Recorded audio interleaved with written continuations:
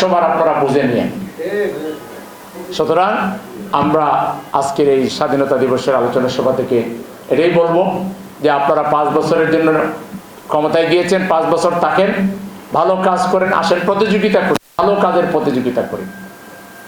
হয়তো সংবিধানের দোহাই দিয়া হাসিনা তো এই সংবিধানের কথাই পেত, ঠিক না? তো কোন সংবিধানের বলে জুলাই আন্দোলন হয়েছে এটা একটু বলেন।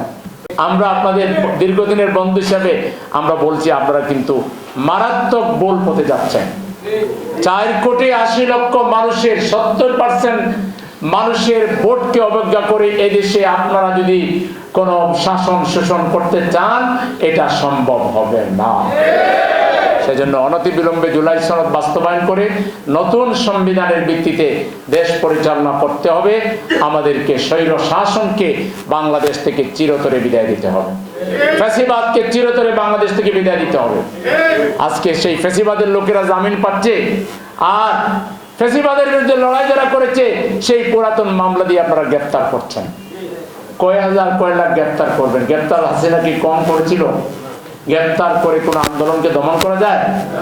এই পুরাতন পথে যাবেন না, এই রাস্তা কোনো ভালো ফল আপনাদেরকে দেবে না। এজন্য আপনারা সঠিক পথে আসেন।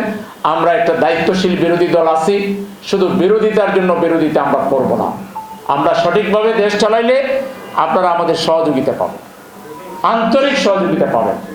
আমরা নিশ্চিত করে বলছি, বিরোধিতার জন্য কোনো বিরোধিতা আমরা করব না। আমরা কোনো আনস্টেবল পরিস্থিতি দেশে হবে আমরা চাইবো না।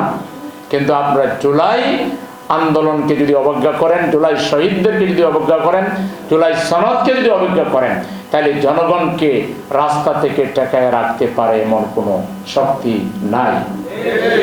সুতরাং একমাত্র আমরা আপনাদেরকে শুভবুদ্ধির পরামর্শ দিব, আপনাদের শুভবুদ্ধির উদয় হোক, আপনারা সঠিক পথে পরিচালিত হন এবং আপনারা দেশবাসীকে ঐক্যবদ্ধ রাখুন।